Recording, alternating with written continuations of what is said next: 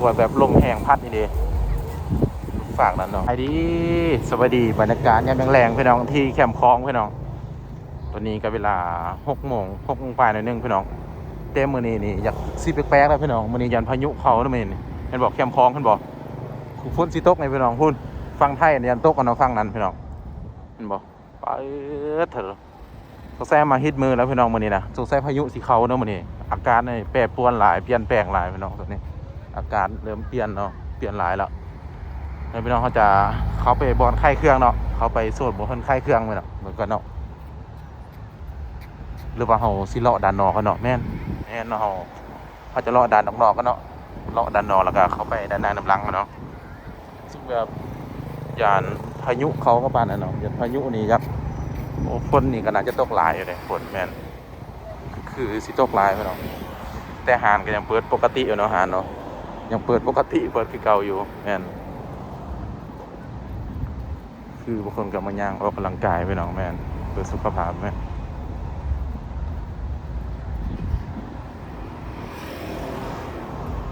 อากาศนี่บุเรืออะไรพี่น้องสงสัยมันจะตกอีหลีเลยนะบุหัวเวลาจักโมงเนาะบ่ได้เบิ่งเนาะถ้าบ่ได้เบิ่งว่ามันสิตกจักโมงเนาะฝนก็บ่ได้เบิ่งอ๋อของฟ้าพี่น้อง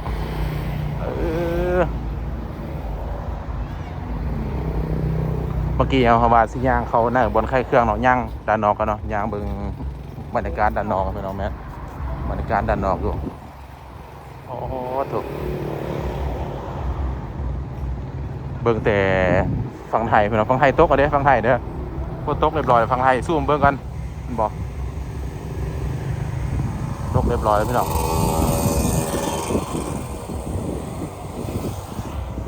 หลังจากให้ตาไปโดดเนาะที่เขาบ่ได้มาแถวเก็บของบ่ได้มาแต่ว่า2-3 ทิศแล้วเนาะพี่น้องที่เขาบ่ได้มาแถวเก็บของบ่ได้มาสถานการณ์มาอัปเดตทุกคนในเบิ่งในส้มเนาะเบิ่งบรรยากาศในเก็บของเนาะแม่นยังขี่เด้อพาเพิ่นออกโคนเดี๋ยวบอลนั่นบอลนั่นก็บอลคนขี่รถเนาะเปิดยังบอลปกติพี่น้องบ่ฮู้ฝนสิตกเนาะแม่นอากาศแบบเอาจานคิดไปเมย์มาเหี่ยวเบิ่งพี่น้องมากอะครบพอนะพอตากันเนาะ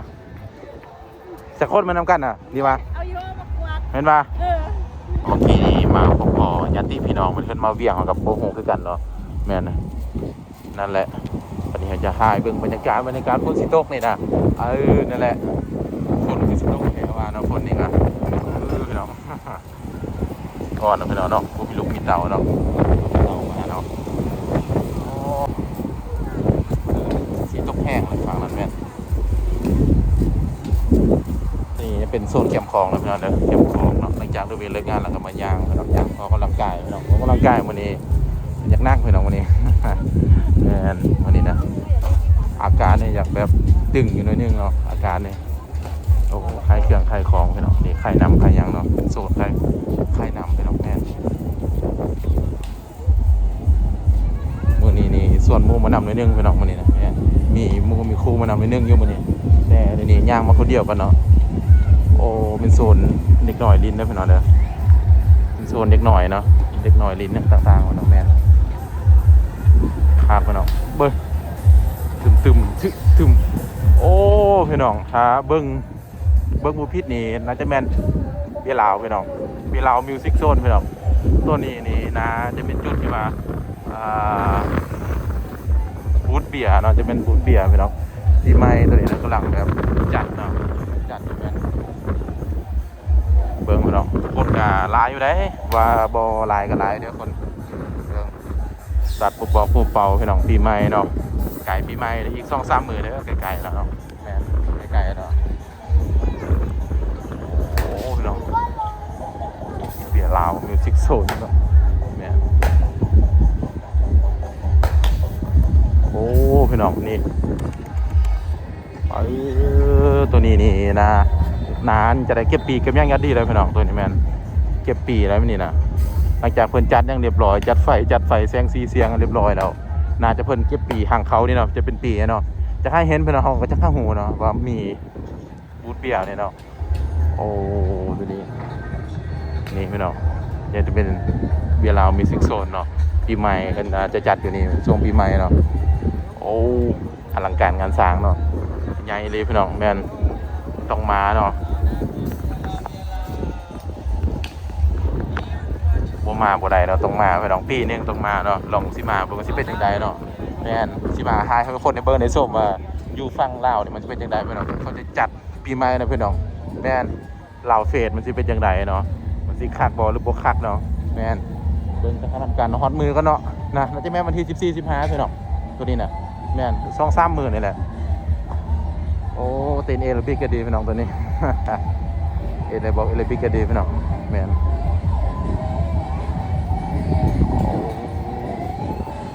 เบิ่งแล้วงามบ่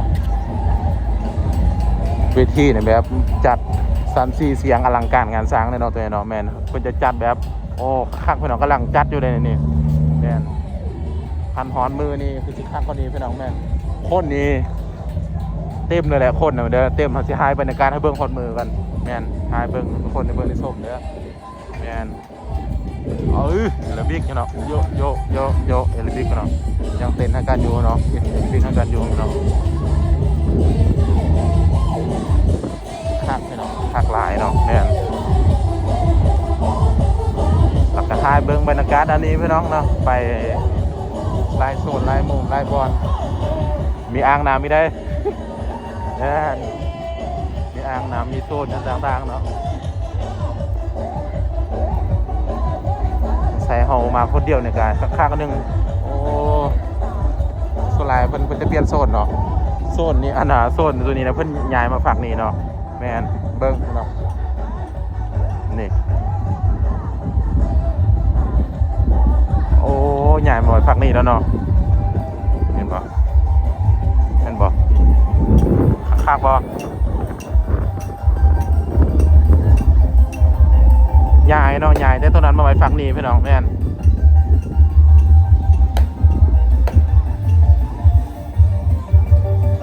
คักพี่น้องคักอลังการงานสร้างเด้อปีนี้เพิ่นจะนักจัดเต็มเนาะปีนี้จัดเต็มระบบกันเลยเนาะก็จะฮอดปีใหม่เนาะแม่ครบสุดพี่น้อง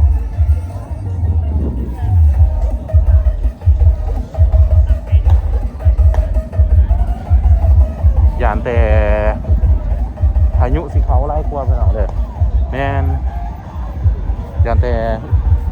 พายุมันสิเขาเนาะช่วงบุญนะช่วงปีใหม่นะพี่น้องช่วงวันที่14 15 16นะยันพายุสิเขาทันพายุเขานี่คือว่าเก็บเลยเนาะฝนเนี่ยยันตกแล้วพี่น้องอยู่ฟังเนาะฟังไทยนี่ยันฝนตกแห้งหลายพี่น้องโอ้ฝนตกหลายเนาะบ่